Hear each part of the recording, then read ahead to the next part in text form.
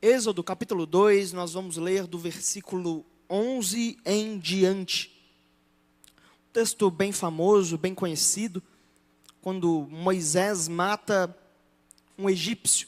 Eu quero trazer uma mensagem do coração de Deus ao seu coração nessa tarde. A palavra de Deus nos diz o seguinte: certo dia, sendo Moisés já adulto, foi ao lugar onde estavam os seus irmãos hebreus e descobriu como era pesado o trabalho que realizavam. E viu também um egípcio espancar um dos hebreus. Correu o olhar por todos os lados e, não vendo ninguém, matou o egípcio e o escondeu na areia. No dia seguinte, saiu e viu dois hebreus brigando. Então perguntou ao agressor: por que você está espancando o seu companheiro? O homem respondeu: quem o nomeou líder e juiz sobre nós? Quer matar-me como matou o egípcio? Moisés teve medo e pensou: com certeza tudo já foi descoberto. Quando o faraó soube disso, procurou matar Moisés, mas este fugiu e foi morar na terra de Midian. Feche seus olhos por um momento, curva a sua cabeça. Senhor Deus, nós estamos aqui não diante de um pregador, não diante meramente de qualquer livro da humanidade aberta, não. Nós estamos diante de Deus e da palavra de Deus. É diante desse mistério tão poderoso que nós nos colocamos. Senhor, que a Tua palavra, que é aquilo que o Senhor nos concedeu, venha falar conosco nessa tarde. Não deixa, Senhor, que fique nenhuma sombra de dúvida e que haja clareza da Tua mensagem, em nome de Jesus. Amém, amém e amém. Meus irmãos, o título do nosso sermão nessa tarde é: o povo de Deus está em brigas. O povo de Deus está em brigas. Irmãos, tem algo que minimamente, para ser bem, até otimista, sendo otimista, tem algo que me assusta muito. É a visão, às vezes, um pouco deturpada que nós temos de quem é Cristo e do que Ele veio fazer. Às vezes, nós focamos em coisas um pouco periféricas, esquecemos daquilo que está na nossa cara. Sabe, a gente crê, eu acho que você crê, que Jesus morreu para perdoar os nossos pecados. Nós cremos que Jesus reconcilia o mundo com Deus. Isso é maravilhoso, isso é necessário a gente entender. Mas às vezes parece que nós, como cristãos, esquecemos que Cristo não morreu só para reconciliar o pecador com Deus. Jesus morreu para reconciliar os irmãos da igreja, irmão. E sabe, a evangelização é um papel fundamental nosso. Não existe uma igreja sem o desejo, não, eu preciso falar de Jesus. Isso é maravilhoso, isso é ser igreja. Mas sabe, às vezes nós estamos simplesmente perdendo aquilo que nós já temos aqui dentro e focando só lá fora.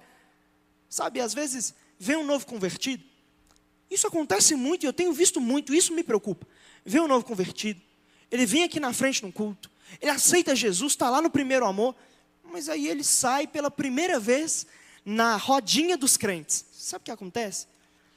Ele vê uma igreja que é quase uma igreja fake, porque tem um discurso muito convincente.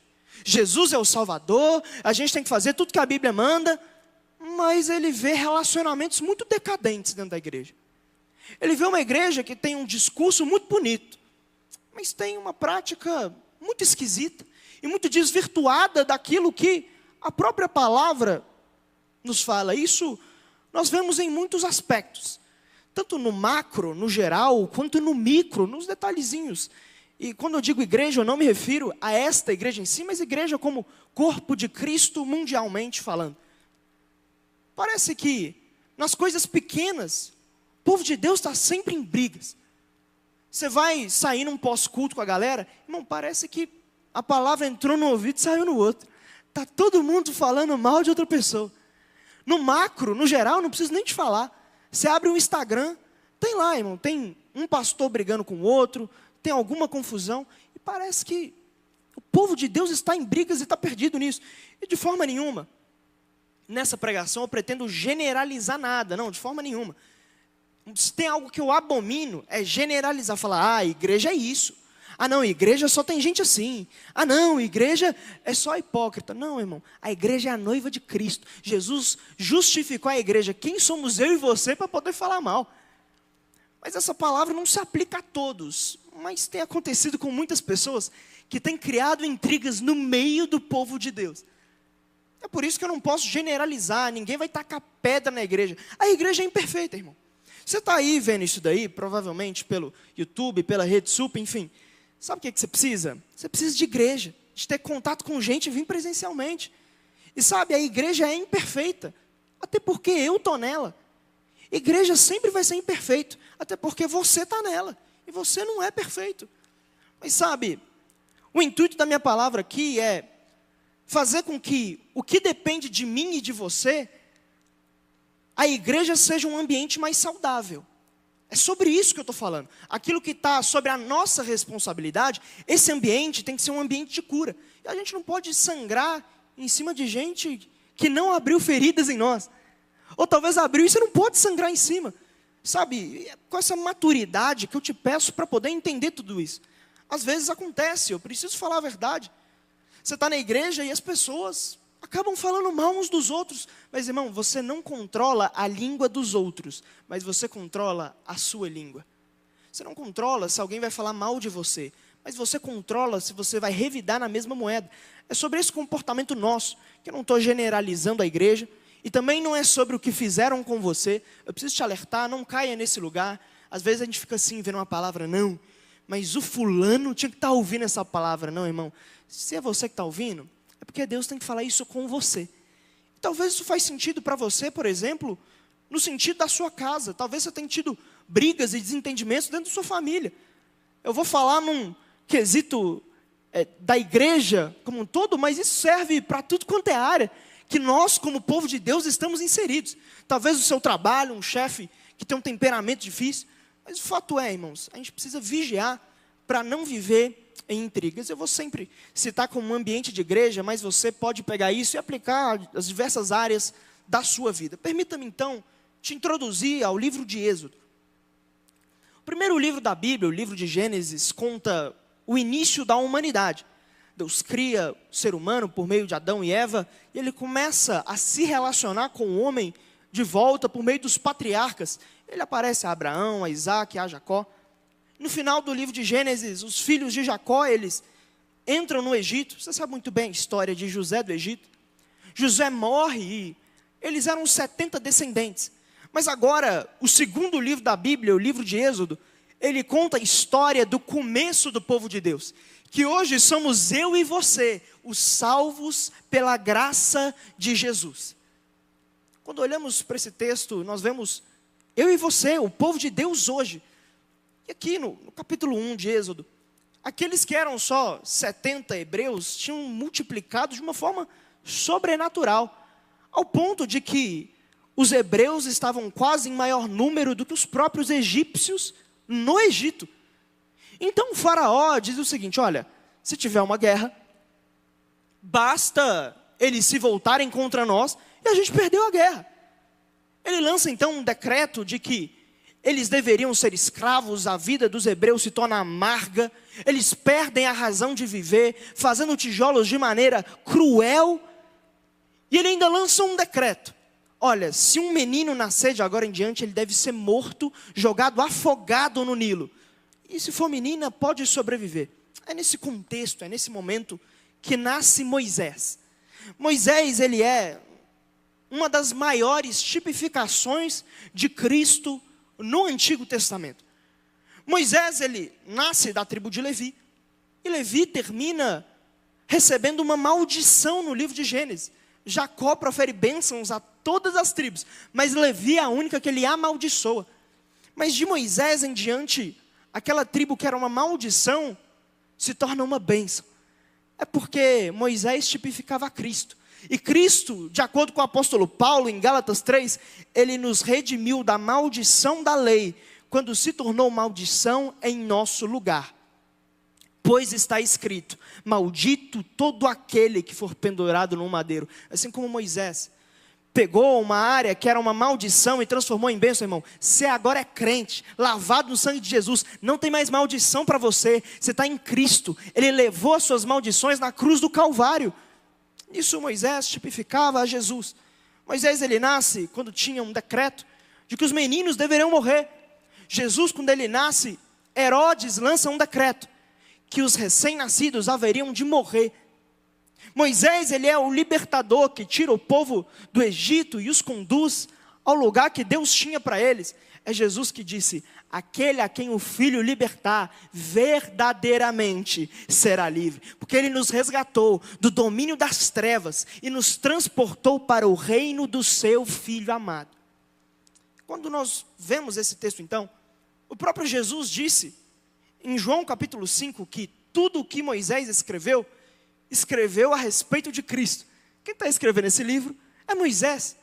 Então quando nós vemos esse texto que a gente acabou de ler, nós não temos simplesmente a preocupação de Moisés com uma briga no Egito. Não, nós temos a preocupação de Jesus com a situação do povo de Deus envolvido em brigas hoje. Basta ler os evangelhos e você vai ver Jesus o tempo inteiro podando os discípulos, porque tinha disputa de ego o tempo inteiro. Jesus, deixa eu assentar à sua direita, eu à sua esquerda. Jesus, quem é o maior, quem é o menor. E Jesus estava sempre desfazendo a briga que tinha no meio dos discípulos. Irmão, será que Jesus hoje não está vendo no meio de muitos de nós uma disputa de ego dentro da casa dele? Vaidades, talvez, por causa de cargos eclesiásticos. Disputas sem sentido. Olha, uma coisa é você discordar de alguém numa doutrina da Bíblia. Isso é válido, a Bíblia apoia. Judas, por exemplo, a carta de Judas, é só contra os falsos mestres. Mas agora, tem um monte de briga que não tem nem sentido. Um não quer conversar com o outro, porque acha que o outro falou isso aqui do outro, que soltou um telefone para o outro, e o fulano disse para o Beltrano. É um negócio sem sentido, é um telefone sem fio, que Jesus está olhando para a gente e está falando assim, como é que vocês estão envolvidos nisso? Uma disputa de ego, uma inveja, uma facção, uma divisão. Um fala que é de Pedro, o outro de Paulo, o outro de Cristo. Está sempre dividido a igreja do Senhor Jesus. E sabe, entendendo isso, com muita maturidade, eu digo essa palavra, eu preciso te ensinar algumas verdades sobre como lidar com brigas, já que você é crente no nome de Jesus. Então veja comigo, mais uma vez, versículo 11, até o versículo 13, que diz o seguinte. Certo dia, sendo Moisés já adulto, foi ao lugar onde estavam seus irmãos hebreus, e descobriu como era pesado o trabalho que realizavam. Viu também um egípcio espancar um dos hebreus. Correu olhar por todos os lados e, não vendo ninguém, matou o egípcio e o escondeu na areia. No dia seguinte, saiu e viu 2 hebreus brigando. Primeiro ponto. A igreja se distrai ao lutar uns com os outros, ao invés de lutar com o inimigo em comum. Eu preciso desfazer um mito da sua cabeça, que provavelmente foi criado, de que quando Moisés matou esse egípcio, ele pecou. Mas não é isso que a Bíblia fala. Em Atos capítulo 7, lá no versículo de número 23, nos diz que, quando Estevão está sendo apedrejado, ele diz que quando Moisés foi matar o egípcio, era Deus usando Moisés para tentar trazer a libertação para o povo que estava no Egito. Ou seja, era Deus que estava impelindo Moisés a se rebelar contra o sistema egípcio. E sabe, Moisés estava aqui, tentando lutar com o inimigo que o povo de Deus tinha em comum. Eles estavam tentando lutar contra aquilo que era o certo. Mas depois de matar o egípcio, ele vai passando e ele vê um negócio sem sentido. Ele que estava lutando contra aquilo que Deus mandou ele lutar, agora ele está vendo 2 irmãos da mesma família de Deus brigando. Isso não faz sentido praticamente nenhum. Como assim? Eu e você temos um inimigo, tem um cara tentando me assaltar aqui, assaltar eu e você. Aí eu pego e começo a bater em você. Não tem sentido. É uma situação destoante. Pois é. Mas parece que a igreja está desse jeitinho, não é? A gente tem um inimigo em comum, chamado diabo. Aquele que nos acusa. Nós temos o tempo inteiro o inferno contra mim, contra você. O apóstolo Paulo diz que a nossa guerra não é mais contra carne ou sangue. São principados e potestades. É o faraó deste mundo. O príncipe desse século, o diabo. E o diabo já está tentando eu e você todo dia. Aí o que a gente faz? Ao invés de lutar espiritualmente, a gente luta um com os outros. Parece que não tem sentido nenhum. Parece que do nada a gente perdeu qual que é o sentido de ser igreja aí. Eu acho que essa é uma das estratégias mais fortes que o diabo tem usado hoje em dia. É a distração da igreja. Ele não vai ganhar de você espiritualmente. Você tem o nome de Jesus. Mas sabe o que ele vai fazer? Ele vai tirar o foco de contra quem você está brigando. E sabe, de repente a igreja tem virado um lugar que é como se fosse um ensino médio. Tem um grupinho que não fala com outro grupinho, que tem problema aqui, tem problema com lá, e aí fica parecendo que é uma série americana lá do ensino médio, irmão. Parece que está perdendo o sentido do que é essa igreja. Lá em Atos dos Apóstolos diz que ele se dedicava ao ensino dos apóstolos e à comunhão, depois que o Espírito Santo desceu. Essa palavra comunhão, do grego, significa participação com o mesmo propósito. Teve uma vez, uns dias atrás, que eu experimentei uma das cenas mais chocantes da minha vida. Estava num culto e estava lá, tranquilo, no meio do culto, e eu vi uma pessoa andando assim, no meio do culto, olhando para tudo quanto é lado, parecia que estava procurando alguém. Aí na hora que ela me viu, regalou um olho assim, grandão, e falou assim, apontou para mim e falou, vem cá, vem cá. Eu fui lá nela, né, achei que estava precisando de alguma coisa, achei que estava perdido. Falou assim, aqui, eu estava procurando alguém para poder me falar o que aconteceu com o fulano e a fulana. Eles estão brigados, não sei o quê. Eu dei uma desentendido assim. Eu fiquei assim, meu Deus, não tem condição. Está no meio do culto. E a pessoa estava assim, quem que pode me falar a fofoquinha gospel que eu estou querendo saber? Irmão, parece que é isso que está acontecendo, não é? As pessoas não vêm mais para o culto para ter a comunhão, que é o mesmo propósito de adorar a Deus. Não, para ter um grupo religioso, que um tem problema com o outro, e fala mal do outro. Essa é uma das maiores estratégias do diabo, porque aí a gente não vem na igreja mais para adorar a Deus, a gente vem para a igreja para um ser melhor do que o outro. A gente tira o foco daquilo que realmente deveria ter foco. O diabo está no nosso cangote, está enviando problema, tentação, e a gente está lá, nó, mas esse fulano não sei o quê, mas a fulana, e essa pessoa aqui, por exemplo, que eu falei, ela em si não estava numa briga. Ela só estava curiosinha com o babadinho gospel. Irmão, a gente talvez você não está brigando com ninguém. Só que a gente vem para a igreja e fica assim, aqui, me conta isso aqui, não sei o quê. Está sabendo disso aqui? Não sei o quê. E a gente está perdendo algo da parte de Deus para mim e para você. Por causa de uma criancice que a gente tem. E essa que é a verdade, irmão. Às vezes, simplesmente, você está tão desconexo, tão perdido, que você não sabe mais o que é comunhão, irmão. Comunhão é você sentar na mesa, é você conversar com a pessoa, é você desabafar seus problemas, é você criar relacionamento na igreja, é você ter um irmão em Cristo. Irmão, você tem noção? Eu tenho irmã, por exemplo, eu enchia assim, a paciência da minha irmã o tempo inteiro quando ela estava na minha casa. A gente brigava, depois a gente amava demais um ao outro. As pessoas estão perdendo a preciosidade do que é a gente, que é um bando de gente falha, cuidar uns dos outros e caminhar juntos rumo à perfeição de Deus em Cristo Jesus. As pessoas nem querem congregar. Quando congregam, querem fazer divisões e não unidade. Mas veja comigo o restante do versículo 13, que diz o seguinte: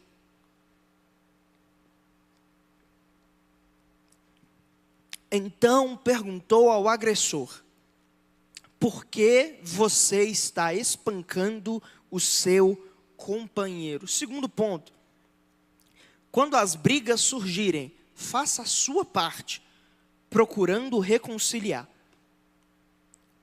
Moisés tem uma ação boa. Ele vê dois brigando, Ele faz uma pergunta que era para esse cara refletir. Cara, por que vocês estão brigando? Vocês são da mesma família. Vocês têm um inimigo em comum. Por que vocês estão fazendo isso? Aí, deixa eu intermediar isso daqui. Isso daqui serve, gente, tanto para desentendimentos que você tem com as pessoas, quanto quando você vê duas pessoas do seu lado que estão se desentendendo. E você pode mediar essa confusão, essa inimizade que está tendo. Sabe, quem fala isso com muita propriedade é Jesus. Lá em Mateus 17, ele diz assim, ó, se o seu irmão tem alguma coisa contra você, conversa com ele. Se ele te ouvir, você ganhou seu irmão. Se não, chama 2 ou 3 testemunhas. Irmão, sabe, às vezes a gente começa a adoecer, porque a gente fica administrando problema, ao invés de resolver problema. Administrando problema uns com os outros. A pessoa está lá, ela está doente, está ferida, por causa do que está acontecendo, por causa da inimizade que está deixando ela com amargura no coração. Ao invés de resolver, fica um telefone sem fio. Um conta para o outro, que fala com o outro. E a gente faz todos os caminhos possíveis, menos chamar a pessoa, sentar e resolver olho no olho. A gente faz tantas voltas. Tantas voltas.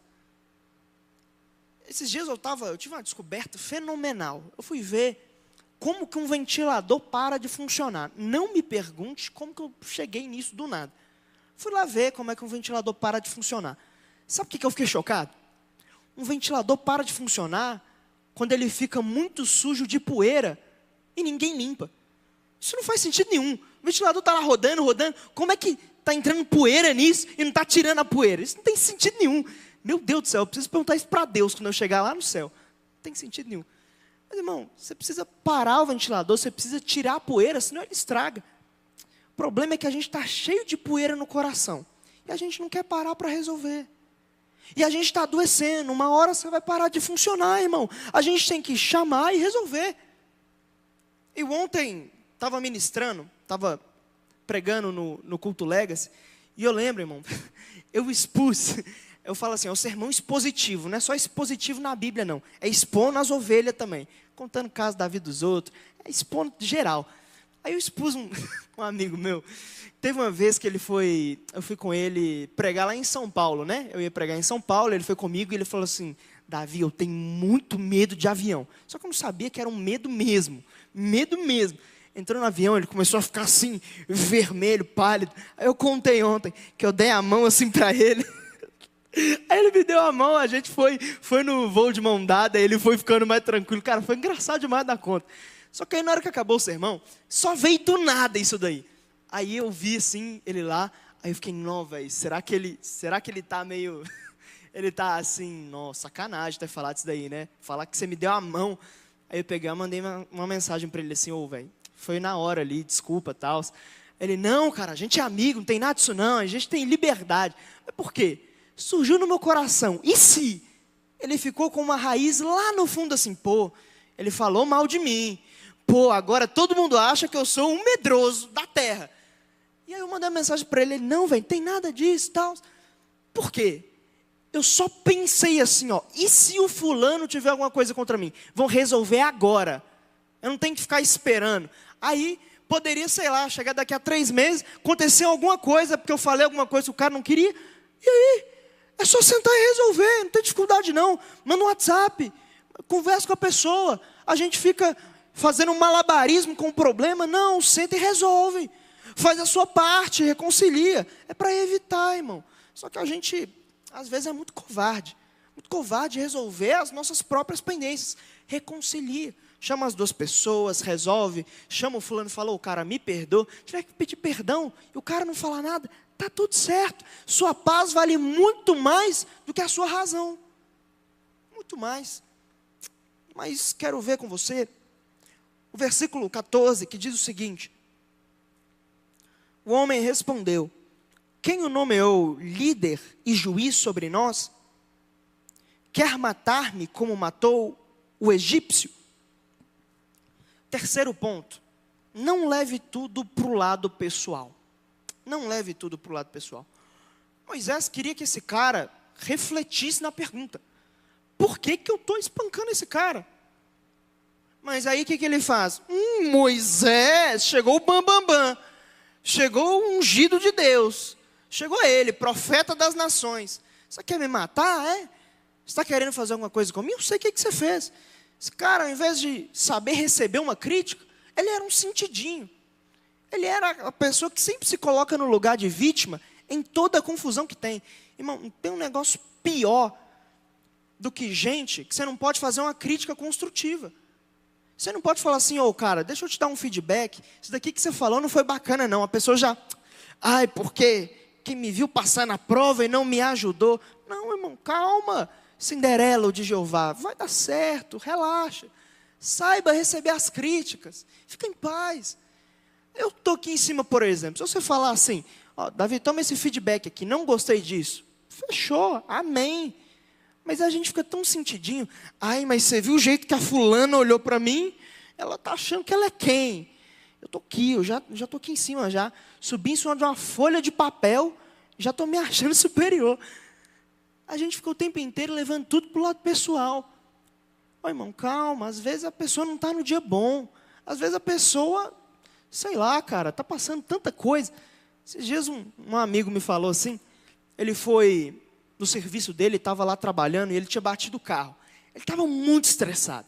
Ele pegou, começou a brigar com a galera, tudo mais. No meio disso, uma moça pegou e abraçou ele. E ele começou a chorar, porque aquela moça estava falando assim, calma. Tem dia que é ruim mesmo, só que aquela moça estava tratando um câncer no cérebro. E ele estava lá reclamando da vida dele. Quantas vezes a gente não fica pegando uma coisinha e falando, mas ele me olhou torto, eu acho que ele é um arrogante. Não, às vezes a pessoa não está num dia bom. Às vezes a pessoa não está numa semana boa. Para de levar tudo para o pessoal. Saiba receber crítica. Um sinal de alguém que é um divisor no meio do corpo de Cristo, é alguém que é impaciente diante de uma repreensão. Você fala assim, cara, olha, isso daqui que você está fazendo está errado. A pessoa já liga o modo defesa. Essa pessoa, ela está o quê? Você pode ver, ela vai passar de GC em GC, de ministério em ministério, dando problema para todo mundo. Porque você não pode falar um bom dia, que tem que ser na tonalidade certa, assim, bom dia. Se for assim, bom dia, a pessoa já, meu Deus do céu, as pessoas não entendem aquilo que eu passo. E a gente tem, por causa disso, uma geração de crente desigrejado. Sabe o que é isso? É um Jesus decapitado. As pessoas são tão sentidinhas na nossa geração, que elas ficam assim, eu não vou na igreja não, eu sou pastoreado pelo pastor YouTube. Meu irmão, está tudo bem, você está na sua casa agora, mas as pessoas não querem ter um GC, não querem ter um pastor que acompanha, não quer ter nada. Sabe por quê? Você é um sentidinho, você é um feridinho, que a primeiro momento que a pessoa não fizer exatamente o que você quer, aí você vai levar para o pessoal. Irmão, a beleza da igreja é essa, eu sou falho, você também é falho, mas Cristo é perfeito, e a gente adora a Cristo. E é nesse lugar das nossas imperfeições que o poder de Deus vem e se manifesta na família de Deus. A igreja tem dificuldade mesmo. Tem gente que vai fazer coisas que você não vai gostar, mas não leva para o pessoal não. A pessoa não está numa semana boa. Faz parte. Calma. Relaxa. Você é ser humano também. Você também é complicado. Você também é difícil. Você também é muito difícil. Charles Spurgeon, ele tem uma frase que ele fala assim, se Cristo tolera eu e você, a gente devia ser capaz de tolerar qualquer pessoa. Irmão, todo dia a gente peca diante de Jesus. A gente não tem nem vontade de orar, nem de ler a Bíblia. A gente vem em culto por obrigação. E aí Deus suporta eu e você. Aí uma pessoa simplesmente não te dá um oi. Na igreja a gente já está, igreja é tudo hipócrita. Igreja é tudo assim mesmo. Não, irmão. Não aconteceu nada. Vem reunir. Você está querendo Jesus sem o corpo dele. Isso é um Jesus decapitado. Eu quero só a cabeça. Não, irmão, você quer Jesus? Você vai ter que pegar o corpo de Cristo, que é a igreja. Os representantes de Deus na terra continua sendo a igreja. E ponto final. Ponto final. É isso daqui. É a gente estar junto. É a comunhão. É o mesmo propósito. Não tem Deus sem o corpo de Deus. Não tem. Jesus é o caminho, mas Jesus estabeleceu a igreja porque essa é a beleza. Somos imperfeitos, mas a graça de Deus vai nos aperfeiçoando todo dia. Essa é a coisa mais bonita que eu podia ter. Se eu não tivesse igreja, eu estava lascado.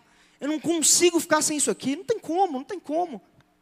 Mas eu quero ver com você, nosso último ponto. Versículo 14 até o 15. Diz o seguinte: Moisés teve medo e pensou: com certeza, tudo já foi descoberto. Quando o faraó soube disso, procurou matar Moisés. Mas este fugiu e foi morar na terra de Midian. Quarto e último ponto: a igreja adia a manifestação de Deus quando vive em inimizades. O texto de Atos 7, quando Estevão está explicando esse momento, diz o seguinte: ao completar 40 anos, Moisés decidiu visitar seus irmãos israelitas. Ao ver um deles sendo maltratado por um egípcio, saiu em defesa do oprimido e o vingou, matando o egípcio. Ele pensava que os seus irmãos entenderiam que Deus o estava usando para salvá-los, mas eles não o compreenderam.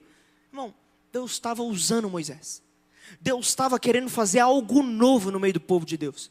Deus queria trazer a libertação nesse momento.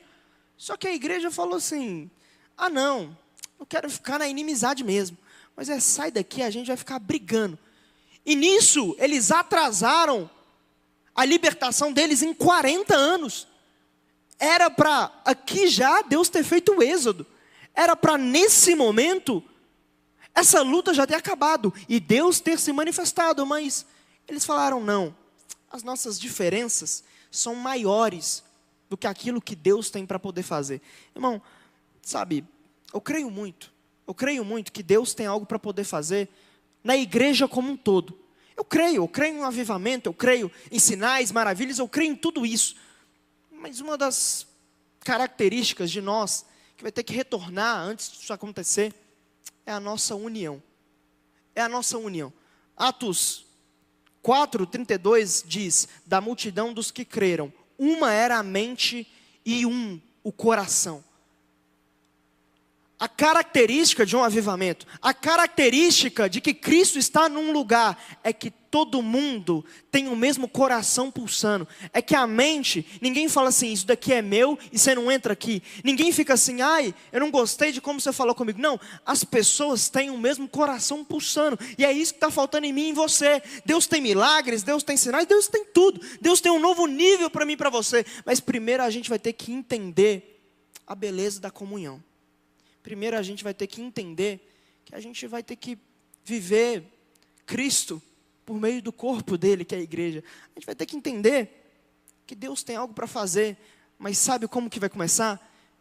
São nas pessoas imperfeitas que estão do nosso lado.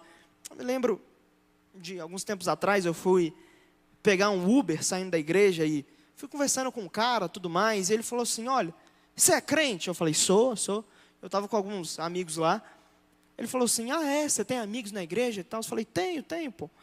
Ele falou: não, eu aceitei Jesus alguns tempos atrás e eu fui lá na frente, aceitei tudo mais, fui me envolver na igreja, só que aí ninguém quis ser meu amigo. Todo mundo falava assim: não, esse cara fala demais. E todo mundo falava mal de mim, todo mundo me jogava para escanteio. E eu estou aqui há 2 anos desviado. Irmão, eu não estou aqui para falar que o que esse cara fez justifica, de forma nenhuma. Alguém quer desviar? A decisão da pessoa. Mas eu preciso dizer que algumas pessoas que não têm saído desse lugar de inimizade, têm uma parcela de culpa na adiação daquilo que Deus tinha para fazer na vida de certas pessoas. Nós temos uma parcela de culpa, porque ao invés de tornar a igreja um ambiente saudável, transformamos isso daqui num ambiente de destruir o outro, num ambiente de competição. E nisso nós temos uma parcela de culpa. Uma parcela de culpa de que a gente entra em roda de crente, aí chega um novo convertido, vê aquilo lá, um fala mal do outro e fala assim: ah, entendi. Jesus é só uma religião que eu vou, uma vez na semana no culto, e não tem nenhuma diferença do que eu fazia no mundo. É isso que fica na cabeça das pessoas. E a gente está adiando aquilo que Deus planejou para mim e para você, por causa de tanta besteira, por causa de coisa tão boba. E sabe, uma das marcas de um avivamento é que a gente quer mais saber de Deus do que da vida dos outros. Meu irmão, tome cuidado com quais páginas você tem seguido. Tome cuidado, sabe por quê? Isso daqui não é uma brincadeira. Jesus está nesse lugar. E talvez hoje, sua situação não é nada do que eu falei. Sabe qual que é a sua situação? Você fala assim, olha, não, eu sou crente, sou filho de crente, nasci na igreja, meu pai, meu avô é pastor. Por causa disso, você criou uma casca de não se conectar, não se aderir àquilo que Deus tem nesse lugar. E sabe, hoje Deus está falando claramente para cada um que está aqui, se envolva mais, abra mais seu coração. Existem feridas nisso? Sim. Mas Jesus tinha 12. E só tinha um Judas. Tinha 11 pessoas ali que eram discípulos verdadeiros, irmão. Aqui tem muito mais gente que vai curar suas feridas do que gente que vai te machucar.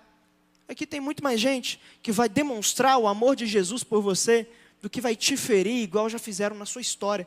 Por isso, seja acompanhado por alguém. Entre num pequeno grupo. Se envolva na igreja. Esse lugar, e eu fui muito sincero com você, ele é imperfeito. Mas Jesus está aqui, Ele está aperfeiçoando todo mundo todo dia.